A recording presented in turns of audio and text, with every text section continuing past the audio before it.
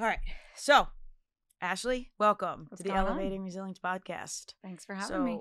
Our connection is the Fort Athletic Club. Mhm. Last year, got a little part-time job, saw Yep. you coming in and out, was totally admiring your passion for yoga, and you were super personable, always took the time to talk to me. And from there, we followed each other, Yep. and you've been a big supporter of All In. And Mhm. I'm just really happy that you're on this podcast to share your story Mhm. and your love for what you do. So tell us a little about yourself. So I am a high school health and phys ed teacher, which I absolutely love. I love working with the high school kids. I'm a coach. Field hockey is a new one for me, as you Let's know. go. And then I've been coaching lacrosse for 9 years now. And then on the side, I started getting into yoga and kind of working a little bit more into yoga with athletes, kind of Okay. bringing that Mhm. mental aspect, physical aspect, recovery aspect with the athletes lately. Yeah. Are you seeing that more on the rise now? Oh, huge. It's huge, right? Totally different. Mhm. Because I always say to my kids, I'm like, when I was in high school, Yeah. our stretching was at the beginning of practice. And it would be like, when you go home, go stretch. And Yeah. nobody ever went home and stretched. Nobody ever, we went home. That was it, period. Now the kids are asking for tips and advice. Now the kids are seeking, Mhm. hey, can you come do yoga for us? Hey, can you come do breath work? What can I do here? They're actually seeking the tips, which is really awesome to see. Yeah. And I think it's important because, as you know, with All In, like, I find it to be the mental fitness skill that we're going to go after is like Mhm. having this part of not just the physical fitness, but this mental, social, emotional fitness where they'll get it, with Exactly. yoga, which is And incredible. it's a huge game changer because it's not only going to help you on the field, but it's just going to help you internally. So Mhm. there's so many things it's going to do good for that, like, why not just tap into that one little piece? Yeah. It's an hour out of a practice. Exactly. You got to get the coaches to realize that. Exactly. That's the battle. Oh, yeah. So you fell in love with yoga, and I want to go back into like, what is your resilience story? So my resilience story, I feel like everyone has a few. Yeah, I feel like you sure. get to this point in your life and there's a few. And for me, my biggest one was when I was graduating college. Mhm. I know we were talking about this a little earlier. My college boyfriend of about a year and a half, he was my best friend before we started dating. Mhm. He was killed by a drunk driver. And that was a month before he was graduating. He was the first person in his family who was going to graduate college. And that was really, really hard Mhm. because, it was sudden. It was, he was supposed to be coming to Mhm. meet me. So Mhm. my last text was, I love you. There was something in my brain that said to me, like, hey, text him, I love you. He's on his way Yeah. back to me. Just Yeah. say it. Mm. And, seconds later, I had somebody coming into the space that we were at. We were at a, local bar in town, and they just grabbed my hand and pulled me outside. And, Yeah. at 22 years old, you're not equipped to No. see what I saw, to deal with what I dealt with.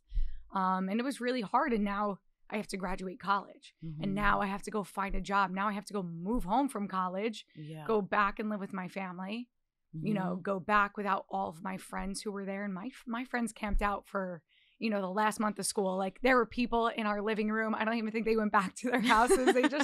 It was just a giant sleepover for the last month of school. So that was my silver lining of it. That's awesome. But to go out into the real world, and I'm like, this huge piece of me is missing now. Mhm. And how do I navigate this? And, these people saying different things. Well, at least you weren't married, or, Mhm. at least you have the whole life, your whole life ahead of you. And I'm like, my life just stopped. Mhm. But now I'm supposed to carry on.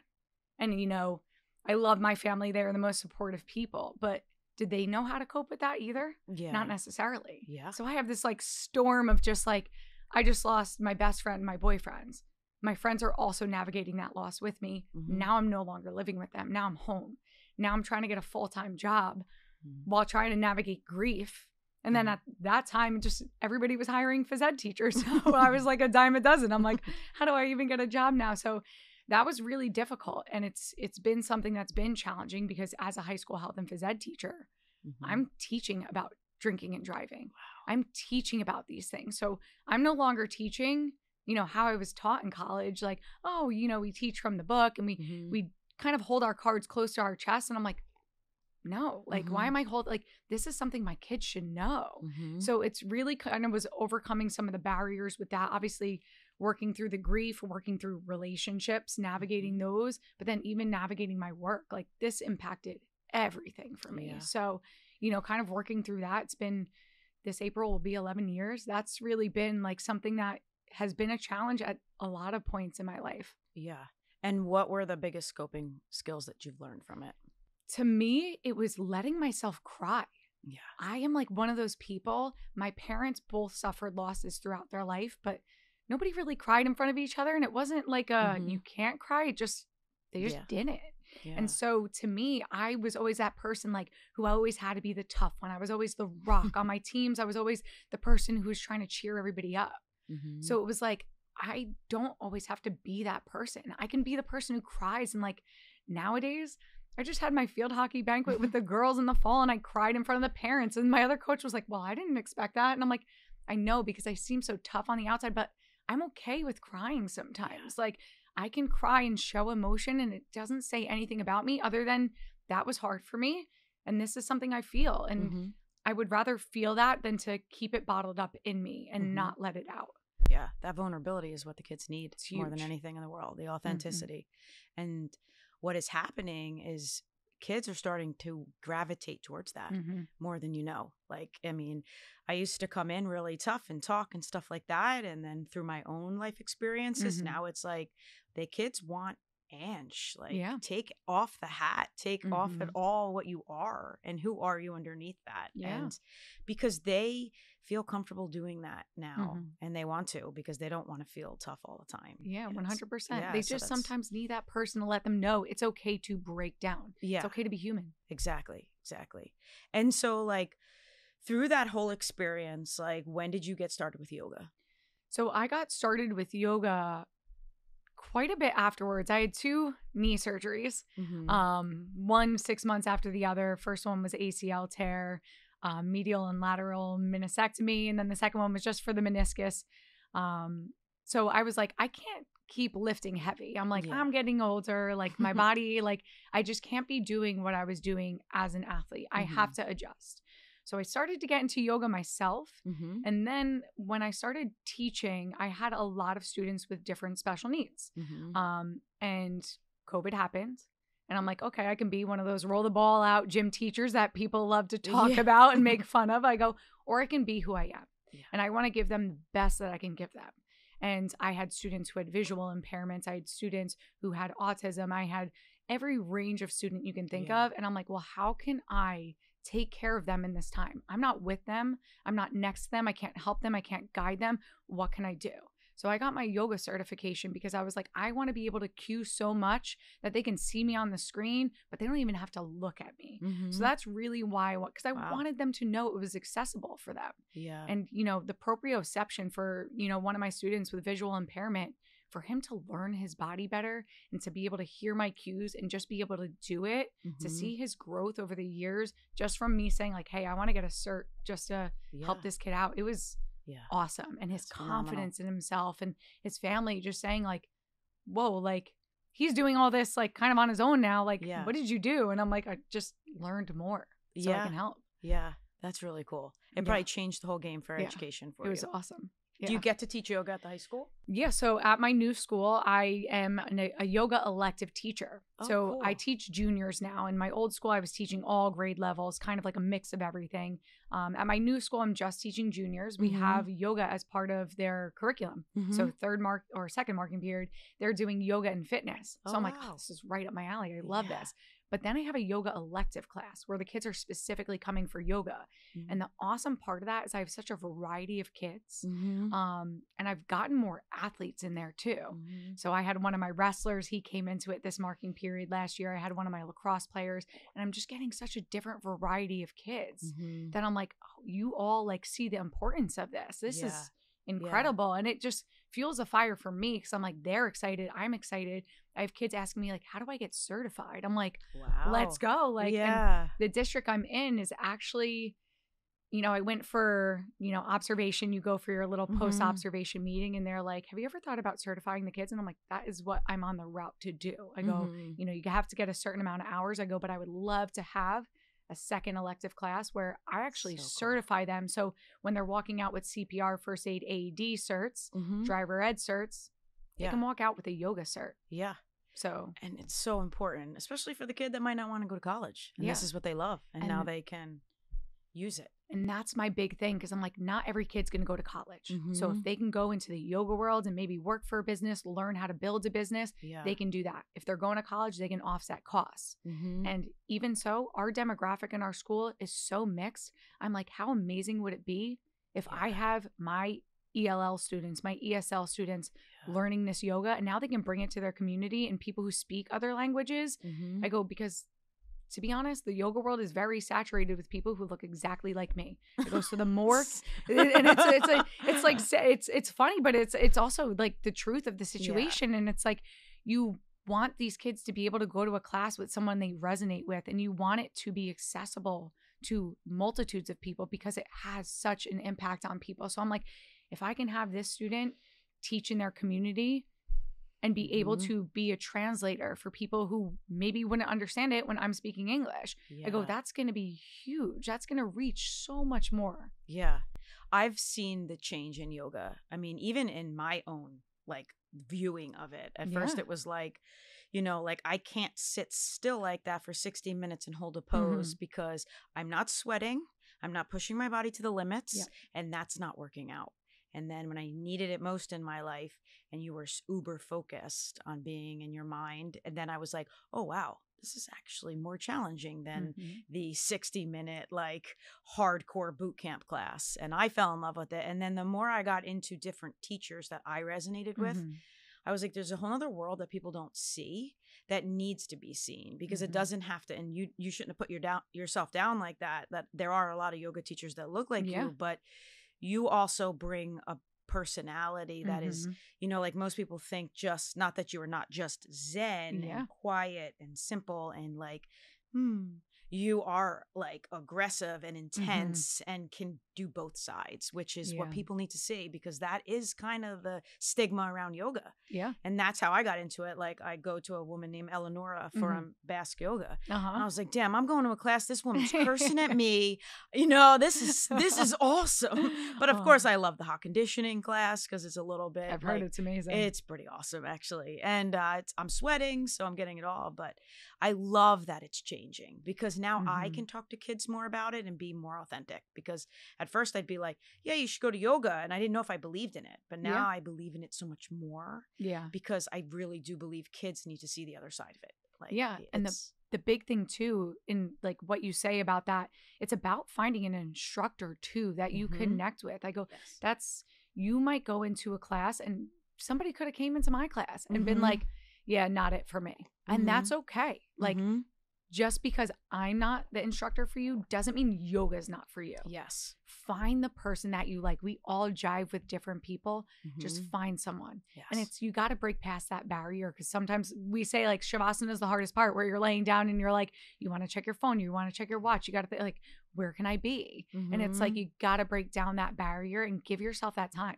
Anything we do with the body, whether that's learning our sport for the first time or learning yoga for the first time, there was always that little bit of resistance that was there. And we just got to learn to be like, okay, like this isn't hurting me. It's a little uncomfortable. It's outside of my comfort zone. But guess what? Like I can push past that a little bit. And you know what?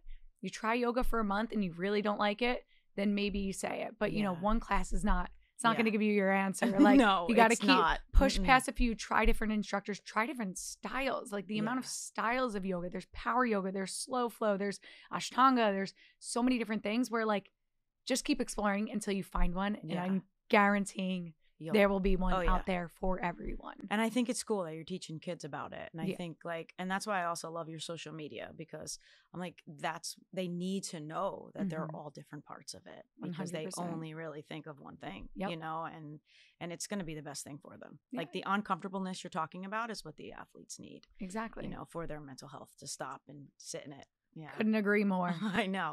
So so being a coach, I know you just tried field hockey, which was my sport, you know. Did you play lacrosse? I played soccer, lacrosse, and basketball growing up. Okay. So what high school did you go to? I went to Marlboro High School. Oh, you did? So, you went there too. Okay. Yeah. And so what do you see the difference in athletics, like from when you started coaching till now? And just kind of give me your insight. The difference. I think there's still a lot of the same things going on where I see there's some coaches still out there with the old school style of like kind of suck it up, like, don't be upset, like, kind of like that drill sergeant. And to me, there are times for that and there are times not to have that. So I think that's kind of still there, but I think there's a lot of changing in how people are coaching. And I got really lucky when I started coaching field hockey. Again, didn't really know much about it, but I had such a great head coach to go off of. And the way he interacted with the girls, like, he was reminding them, like, we can have fun. We're going to work hard. We can compete, but, like, let's not forget that you're still kids. And, like, we're playing sports because we love them. We're not playing them like, yeah, maybe we want to go on to college. Maybe we want to be a professional. But, like, at the root of the reason why we all play and dedicate so much time is because we love it. So, like, to see him navigate both of those, and especially being a male coach for females, I was like, he was just incredible, and it just kind of reignited my fire for coaching too, which was awesome. But I see that the kids need a little bit more support. Like, they have different challenges than we do when we were in high school. Like, the social media aspect, I don't know how they deal with it every day, because not only are you dealing with social media in regards to comparison against other people, you're seeing people like, oh, I'm committed to this school, or I'm doing this great, and you're like, well, what if I'm not there yet? Or, like, what if I'm not doing that? And I feel like that does eat away at them even more than they think. So I think that's hard. And it's, you know, these kids have so much on their plates, where my parents, you know, I played club soccer and I also played, you know, high school soccer, but my parents were like, okay, that's on your plate. These kids are like, this club, that club, sport, this, that, like, nonstop going, that I feel like they are just overloaded and their nervous systems just can't handle it. So I feel like the breakdowns are more, I think they're more vulnerable, which is awesome, because now when they're like, something's going on, they will talk to you. Whereas I would have never talked to my coaches about half the stuff my kids talk to me now, you know?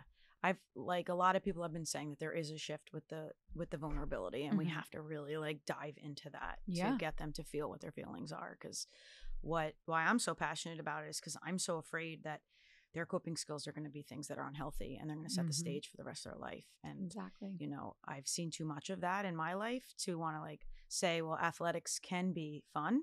It can build a foundation if you do it right. And that's all about, like, it isn't the wins and the losses. And don't get me wrong, like, I'm one of the biggest competitors in the world, but as much as that's important, they're done. And then if that's all they focused on and that was their whole world, then they don't know how to be in the real world. They don't. And one of the biggest things too is, like, when you think back on your career and when you played, you think about moments. When I think about the greatest moments, it was a moment. Maybe we won that game, maybe we lost that game, but I think about that moment. Like, I remember, you know, a penalty kick shootout, and I played goalie a lot for my travel team. I remember when I made a save and my dad was cheering on the sideline. That's what I remember. It wasn't necessarily those wins or losses. It was those moments. And I think a lot of these athletes, when they look back, you're going to realize, like, yeah, is it fun to lose?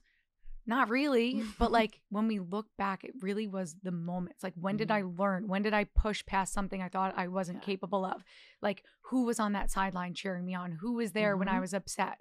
Those are the things that you really look back on and you're like, wow, like, that was awesome. You don't really think about, like, oh, I lost to this team by this amount and I did this wrong that game. Like, at the end of the day, it's not going to matter in 5 days. It's not going to matter in 5 years. Like, no sense stressing so much about it. And that's why, like, I think asking questions to these kids to get them to think and reflect is really going to define those moments for them. Like, well, what did that look like? Like, what could more we have done? And, like, bringing them together to bond, because I'm seeing, and I think maybe I'm just seeing where my life is, this unity and connection is probably one of the most important things, and fostering that with these kids, because there is so much dividing us in the world, is so imperative. Like, my high school and college teammates are my world still to this day. I wouldn't be here. Like, the connections, the everything.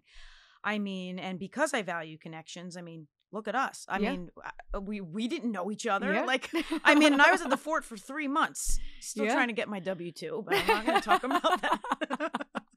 And And I just think that even going into like these coaches just saying, all right, like, how are we connecting? How is like Beth in the corner who comes from this and Angela over there who comes from this? Like, how are we coming together and how can we use each other like better? And Exactly. That's really important. The unity. Yeah. Definitely. And it's really like, I had one of my field hockey players in my yoga elective and she did her yoga project and she had to present and she chose to do it by herself and they had to put together a flow. I was like, I want an intention for your flow. Wow. What is the intention behind it? Put together a flow that like actually flows, not just like tree to shavasana and back up and down. Yeah. And she put it together and I had the class give feedback. I'm like, what went well here? They're like, wow, that flowed really good. Wow, that was really awesome. I'm like, you hear that? I go, do you hear those positives? I go, you could be a yoga teacher. And I pulled her aside. We already chatted about it. But when you have teammates, like that rapport with them is huge. If somebody is just like, hey, that play was really awesome. You remember that. You're like, oh, awesome. I can give myself a pat on the back. That was amazing. And in the moments when you're down, when you have that teammate who notices that and says, hey, something seems a little off today. Like, I'm here. That makes a world of a difference. And I think like building that kind of community in your team, having them respect one another is incredible. And I have to say, I got lucky with my field hockey girls. Like they're such a cool group of girls. I'm like, I got so lucky because they all really like check in on one another. Yeah. And if they can't help, they're coming to me and they're coming to the other coach because that community was just fostered so early on. It was amazing. Yeah, it's the culture. Yeah. That's what, for me, that's the vision and the mission. Yeah. Like every athlete deserves to have a culture like that. And I do believe the world changes. Yeah. I'm sorry. In our little piece of it, like it's important. And yeah, sure. There's coaches out there that need to be really hard sometimes and you can be, 100%. But I'm sorry. You can be if you've established the trust and the respect with that kid, because then it's going to be even more than just that yelling and screaming. Exactly. And if they know it comes with love and they know your reason why you're being tough, it makes a difference. If you're just yelling to yell, it's not going to get through. But if they know you're being tough because you love and respect them, they're going to love and respect you back. And they're going to be like, okay, like maybe I'm being yelled at for a reason. Maybe I can see this because there's a purpose always behind what this person does for us. So you do a lot, right? So like besides yoga, keeping you grounded, like what else fills your cup? I like being outside. I always say to my boyfriend all the time, I go, there are two places you can take me when I just need to chill out. And it's either just let me loose on the beach, let me search for some seashells because it's just the water calming. Just give me something so I'm like zoned in. It's like my little like meditative flow state. Let me go search for seashells because I'm looking for a sand dollar. Yeah, guaranteed. But then also bring me to a bookstore. I just need like let me zone out for a second, but like I'm really zoning in because in those I'm looking for something. All right, and I might be looking for a sand dollar. I might be looking for a book, but it's like the space I know I can be quiet. And it's just like, even though I'm zoned in on those things, like there's more going on inside and it's just helping me kind of regulate myself. So to me, that's huge for me. People don't realize I have a really artsy side and I know I have tattoos, but like I love like painting coolers and like making gifts for people. Like really? If you gave me like a person and told me things that they liked, I would go shopping and buy them a bunch of gifts. Yeah. I love doing that. That's cool. Yeah. That's cool that you know that. Yeah. Like not a lot of people know that and just let it go. Like, I mean, that's cool. That's probably why you're able to attack everything in your life with so much passion and purpose because you need the creativity side, to really be able to fire those endorphins, get things rolling and find perspective, which is super cool. Yeah. So like another question I actually asked Mickey this back when he was on. Is Good old Mickey. Good old Mickey, the best. Love him. Is like, if money was no option, like what would you do with your life? I would do what I'm doing. Love it. Like, Like I said that to my teachers. My students today, because they're all yelling at me because I'm not helping this one because I'm helping out another one. And I'm like, guys, this is my dream job. I'm like, what are we doing here today? But I think about that all the time. And I'm like, if I won the lottery tomorrow, what would I do? And I'd still be doing what I'm doing. Maybe I'd take a few more sick days here and there so I can have a mental health day. But I really would still be doing what I'm doing. I love working with my students. I just feel like there's so much conversation to be had. Yes. And like, when you talk to these kids, they bring so much value and so much insight to the table. And it's really like, my students are young human beings. Like, I was them one day. Like, it was a long time ago at this point, but oh, come on. They just bring so much conversation and so much light. And, you know, I know their generation gets so much heat and so much slack sometimes, but they just have so much to contribute. And when you stop and just have a conversation with someone, whether it's a student, whether it's somebody in the hallway, like, I see kids in the hallway now, and I've only been there, you know, a few months, and they'll say hi to me just because we had a conversation about like dunks one day. Like, and now it's, if we all just stopped and did that more often in the grocery store, rather than like rolling our eyes at the person like who accidentally bumped us with the cart, like, hey, how are you? How's your day going? Like, imagine we made those connections a little bit more. Yeah. It'd probably be a little bit of a better place. Yeah. When I left education, I was like, you know, I'm leaving, you know, I don't want to be a teacher. I don't want to be this. And then, you know, you find your way after 2 years now. And I'm like, I am an educator. Yeah. You know, like someone asked me 2 weeks ago and they're like, who is Ang Teeple? And I'm like, I'm a motivator, I'm an educator, and I'm a learner. Like, and those conversations are like, I have them in a different environment now, but they light me up. Yeah. Definitely. And it's like, no matter how far away you get away from education and teaching, like, that's who you are at the core.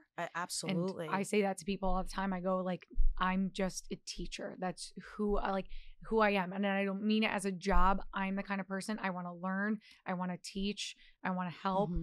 That's essentially, I want to help. That's it. So that's why I teach, because I just want to help as many people and do as much as I can in the time that I have here. Yeah. That keeps you focused. Yeah, it certainly does. It definitely does. Definitely does. When does lacrosse start? Lacrosse starts March 14th. So I'm pumped, but we're taking them on a little field trip. They don't know yet. So this might be a surprise for them. Okay. I was luckily able to do a yoga session for the Rutgers women lacrosse team last week through Team Yoga. And I was talking to the girls there, telling them that I coach, and I was like, I should bring my girls to the game. And they were pumped. So I'm like, they're pumped to have like my team come. So I'm like, we're making this happen. I go, because my girls are going to be pumped to see them. They're going to be pumped to see us. We're making that connection.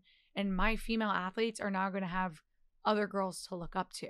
So we're going to go Rutgers versus Princeton, because Hightstown is 20 minutes away from there. I'm like, this is going to be awesome. So I can't wait. I love to hear that, because that's exactly what, like, I think is really important for the college kids to use their platform for good. And then for the girls to, like, that's like such a vision to, like, be able to have high school girls listen to college girls on, like, hey, when I wish I could tell my younger self this, so that they stop and say, I am not alone. Like, this pressure is real. Like, I can get there. But even when I get there, the pressure's there too. And then when I get out of college, the pressure's there too. So let's find a way to deal with it, like, now. So, like, I think that'll really create change. Definitely. Yeah. And it's nice because, you know, I'm not so far off from age in them, but I am in some aspect, like, you know, whereas these college kids, like, they're close in age. So they're going to relate sometimes more to those college girls. So just to be able to kind of like bridge that divide is, you know, you got to be able to do those things, because they're not always going to relate to coach. They might relate to somebody just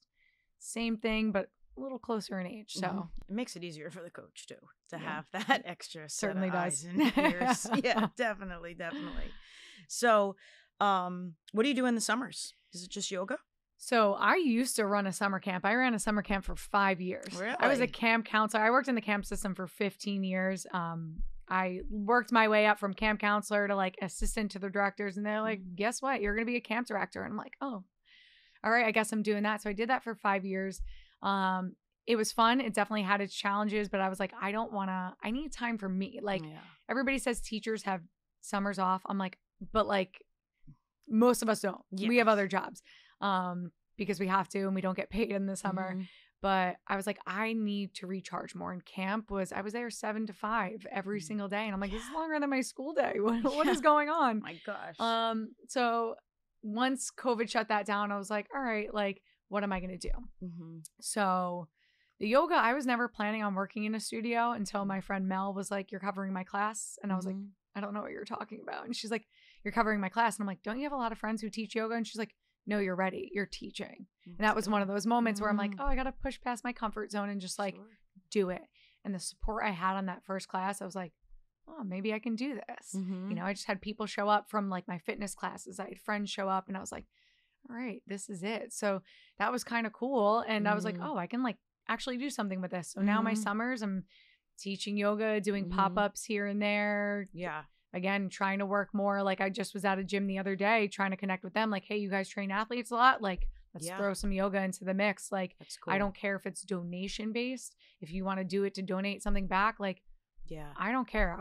To me, I love doing this. If I can do it in different spaces. Yeah. That's definitely something we're going to talk a lot about too. Yeah, definitely. That's going to bring you right on board because they asked me about it and I'm like, okay, yep, I have somebody. She's coming on the podcast soon. So down. You know, I'm so down. It's cool. And I think the summers are a great time. Like what I'm finding is, and you'd probably be able to provide me with insight on this, is like, it's very hard with kids' schedules, teachers' schedules to be like, and a coaching schedule. Like where does another person fit in? As much as like I come in and All In comes in and is a help, you can't be a hindrance to the routines that you guys have created. So it's like, I think summers and like the preseason of sport, like even like if lacrosse teams want to meet, it's like those first 2 weeks of March before lacrosse starts to get like the groove in so that it's not taking away from everything. And then maybe a pop in to say, how's things going? But summer is really an important time because it's like when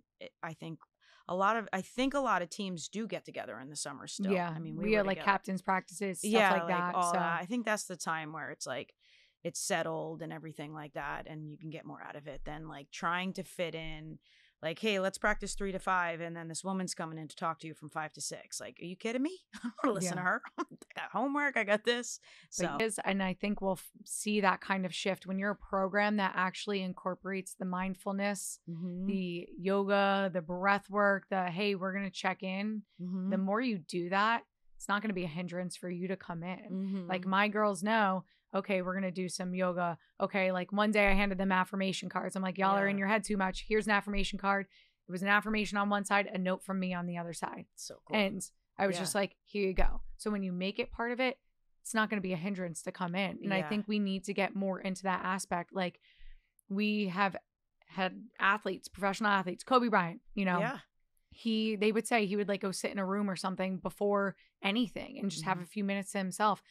Why are we not just making that a little time for our athletes? Like have a little moment for them to check in with themselves, like have those mindful moments. Like we see these incredible, great athletes making these like moments of meditation, but like, why are we not following suit? They're that great because they made the time to check in inside. They made that time to say like, okay, like whether it's an affirmation, whether it's to think about that skill I need to work on and imagining myself successfully completing it in the game, whatever they were doing, they did it. Why are we not trying to make our kids do that more? If we want to be more successful, more competitive, we got to lean in rather than like just putting all this pressure out on them. It's excellent. Yeah.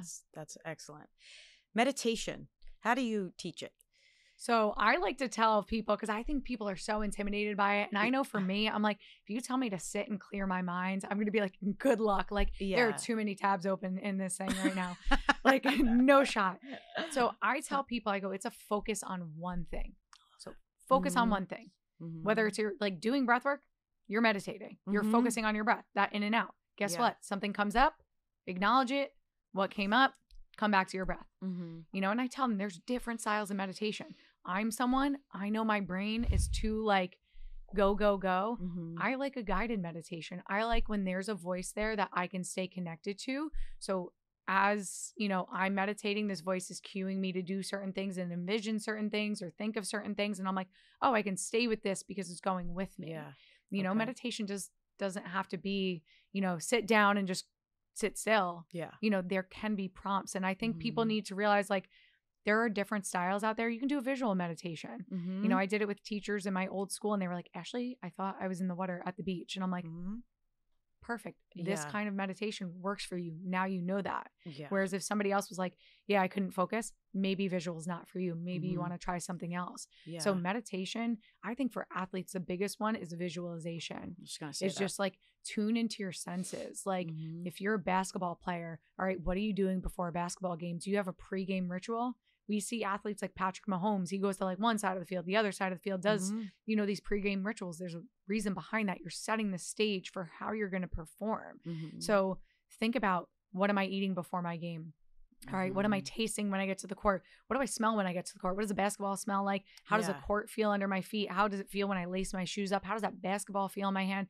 Tune in. And then put yourself in that place. Like, I'm at the free throw line. I'm about to shoot free throws for the next half hour, and envision yourself there, basket by basket, adjusting the hands, adjusting the legs, making those shifts. And the more you do that, there's studies on it. In the 1980s, they did it, and they, you know, did this study on 3 groups, and one practiced free throws, one didn't touch a ball, and one visualized. And the difference between the group that practiced and the group that just visualized was a 1% difference. Yeah. So like, just visualize, like make the time for it. It's gonna make a difference. Like literally statistically, it will make a difference. Oh, 100%. And also like I thought meditation was like sitting there. Yeah. Like, and the guided meditation works for me. I like the guided meditation to like think about like what I want to let go of and what I want to see for myself in the future. And that's something I want to bring into the athletes, is like, what did it look like when you won that game? How did that feel, so that they can experience when they're in it, like,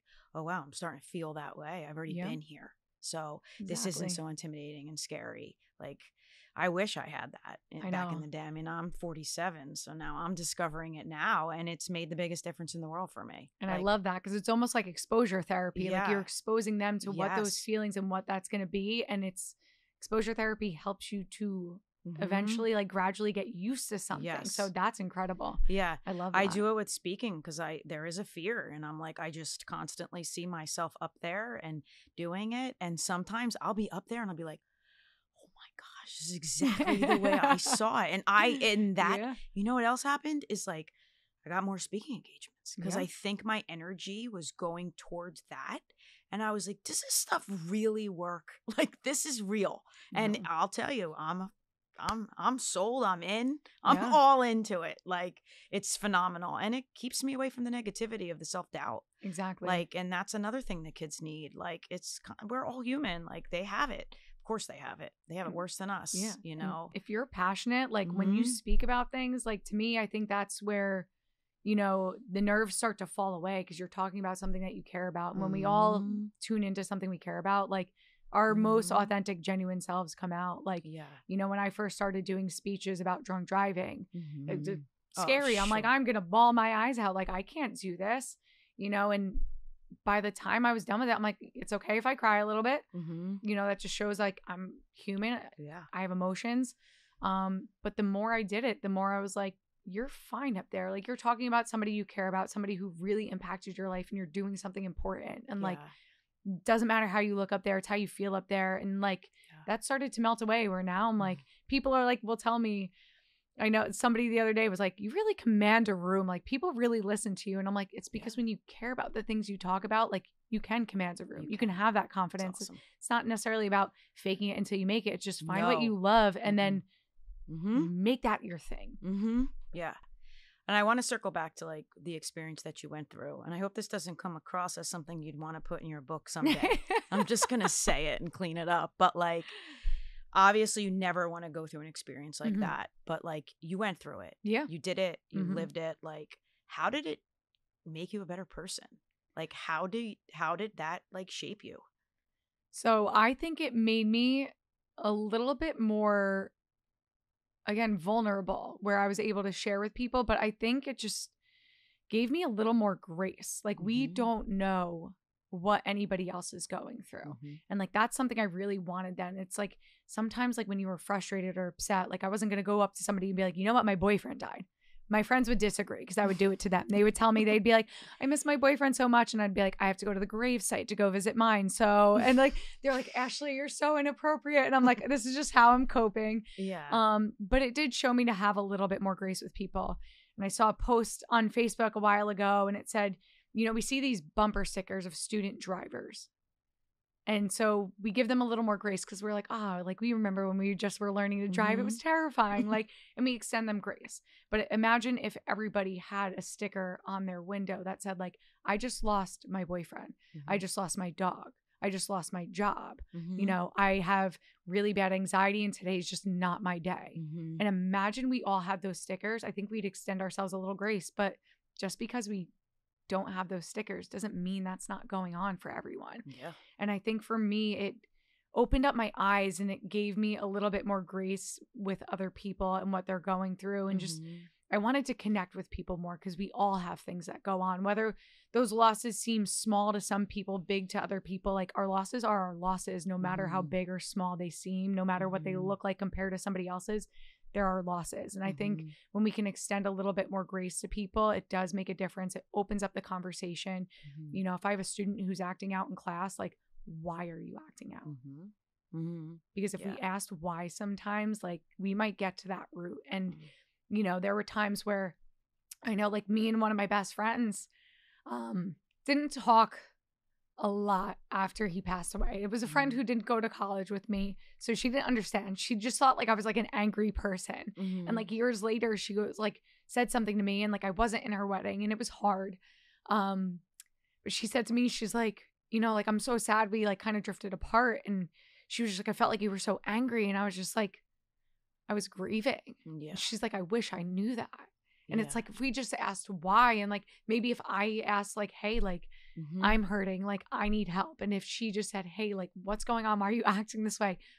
We could have like recovered that time. And I think just sometimes when we ask why to people, what's going on, like just extend that little bit of grace. It costs you absolutely nothing to do that. And so to me, I think I have a little more grace with people.